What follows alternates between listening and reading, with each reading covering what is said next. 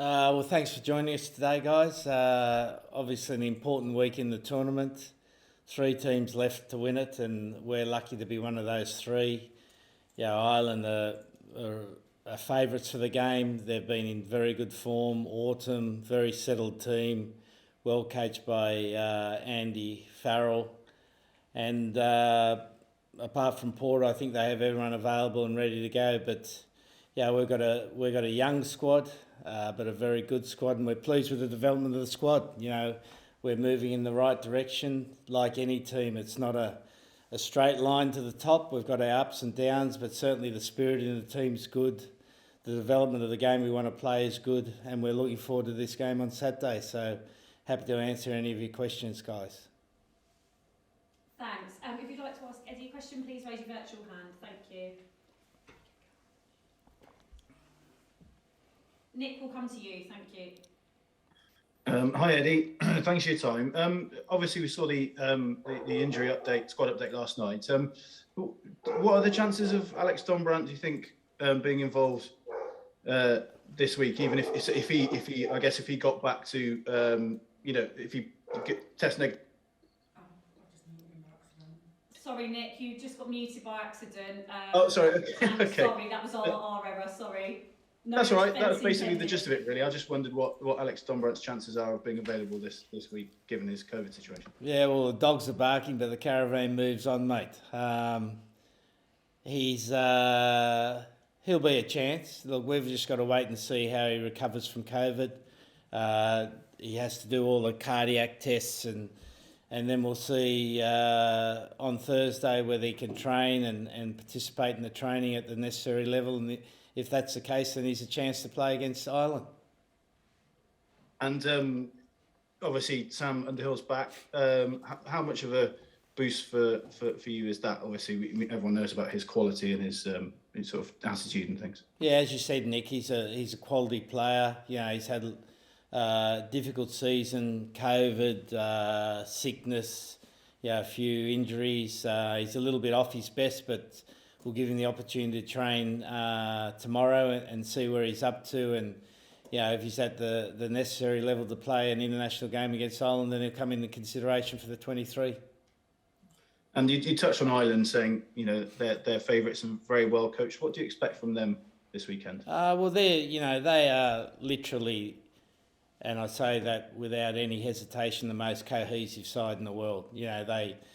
The bulk of their team train together for the bulk of the year. So they're very well coordinated in their attack. They're very structured. They've very sequenced and set plays. And they're tough around the breakdown, mate. So they pose a great challenge for us. But we're looking forward to the challenge. We're not intimidated by any team, and we're looking forward to playing against them.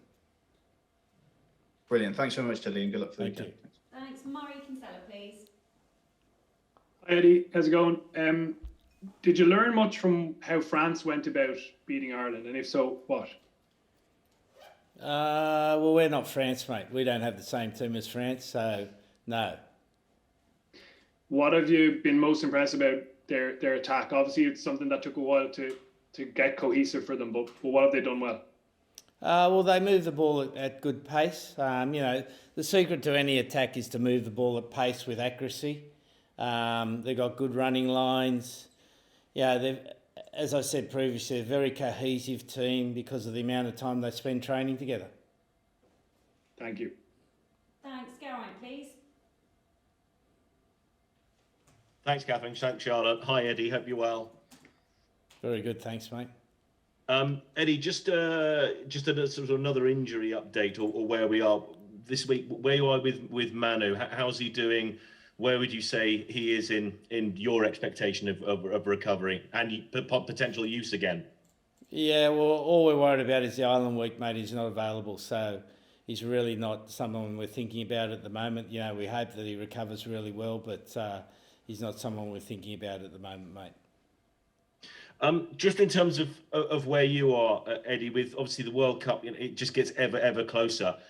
How would you say the team is developing? You've spoken about it's young, it's an experience, but where would you say you're at with that journey you've got to get to the World Cup? Oh, we're in a very good position, mate. Yeah, we've got, what is it, about 12, a little over 12 months till we get together for the last part of the project. The 3 months before the World Cup is where every team becomes equal. Yeah, we all have the same amount of time to practice.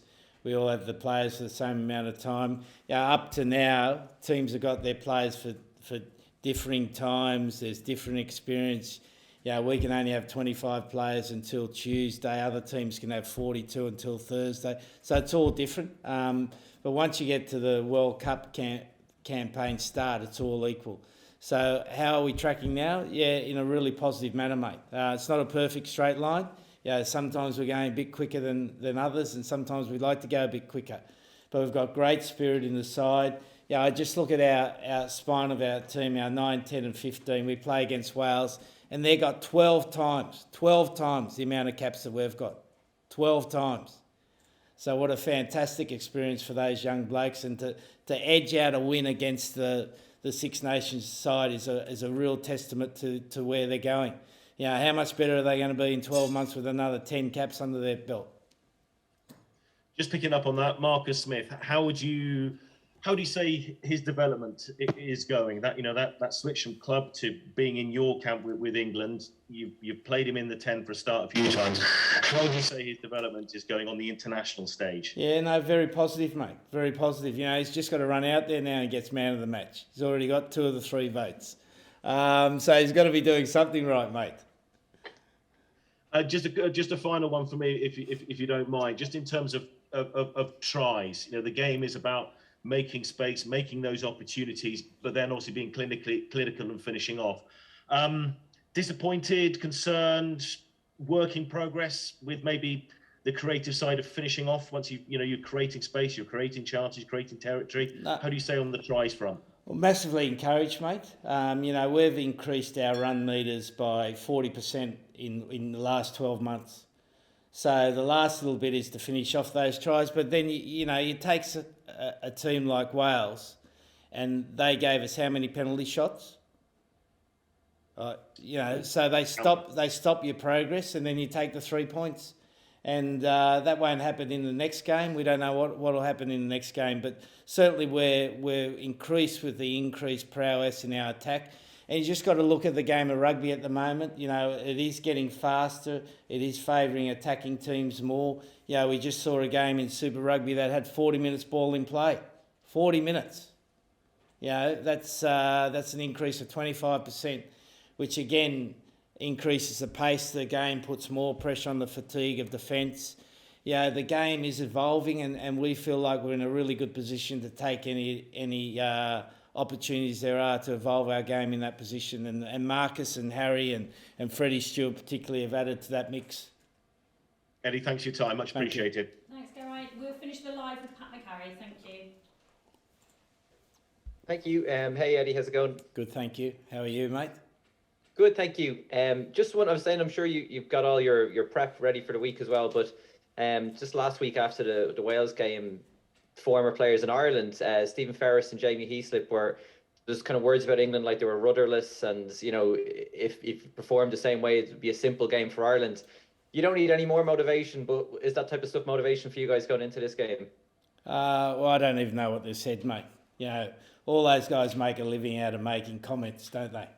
Unless you say something that's noteworthy, you don't get paid. So all they're doing is trying to make a living post their career. So good luck to them. And then just the last one for me, just not a rugby one. I just know you're like a big cricket fan and like a decent enough player as well. And just with Shane Warne and Rod Marsh, in the space of 24 hours, like just terrible for Australian sport and Australia in general, wasn't it? Yeah, no, terrible time, mate. Shane was an icon, wasn't he? He was a player that scaled the heights. He had his issues off the field, but he changed the game of cricket. There was someone on the radio I was listening to the other day that was saying when he went to school, everyone was trying to bowl leg spinners. And they spent most of their time trying to get the ball off the top of the nets because they couldn't bowl them. He did a trade that was physically the opposite of what your body's supposed to do. Did it for a long period of time, and became the top Test match wicket taker. I was lucky enough to meet him on a couple of occasions. I remember we had a net session with the Wallabies against the Australian side when they were right at their top and Warren was right at his top. And we had a guy called Wendell Saylor. He was a larger-than-life character. And he was batting against Stuart McGill, who was the other leg spinner. And Wendell was coming in, smashing McGill out of the nets. And Warney grabbed the ball and he winked to the blokes behind and he said, "Watch this." He gave him two, floated it up, let Wendell smash him. The third one, he bowled a bit short, a bit faster, and he was bowled. And then he told Wendell to go where he needs to go, which I thought was just a great little insight into such a wonderful sportsman. Brilliant. All right. Thanks, Eddie. All the best Thank this you. week.